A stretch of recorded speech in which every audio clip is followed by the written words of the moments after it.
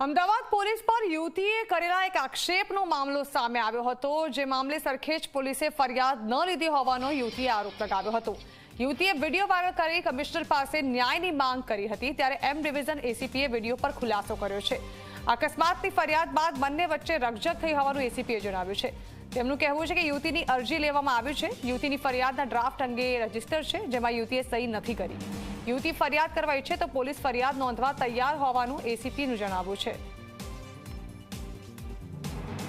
એ ગાડી લઈને જતા હતા તો સર્વિસ રોડ ઉપરથી આ જે આક્ષેપવાળા મેડમ છે એ ગાડી લઈને આવ્યા અને જે ફરિયાદીની ડાબી સાઈડ દરવાજાનો ભાગ છે ત્યાં આપણે ભટકાડ્યા પછી ગાડી ઊભી રાખીને બોલાચાલી થઈ બંને વચ્ચે।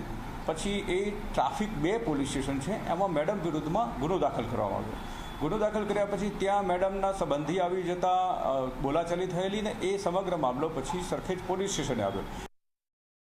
સરખેજ પોલીસ સ્ટેશન આવ્યા પછી બંનેને જે પોતાની રજૂઆત હતી એ બંનેની સાંભળી અને બંનેની ફરિયાદ નોંધવામાં આવી। ફરિયાદ નોંધ્યા પછી જે મકવાણાભાઈ છે, જે બીજો પક્ષના છે, એમણે પોતાની ફરિયાદ લખાવ્યા પછી સહી કરી અને એમને નોંધવામાં આવી। જ્યારે મેડમની ફરિયાદ લીધા પછી એમણે જે પોલીસ રૂબરૂની ફરિયાદ છે એમાં સાઇન કરી, પણ જે ઉતારો છે, જે નમૂનો હોય છે રજિસ્ટરનો, એમાં સહી કરવાની ના પાડીને નીકળી ગયા।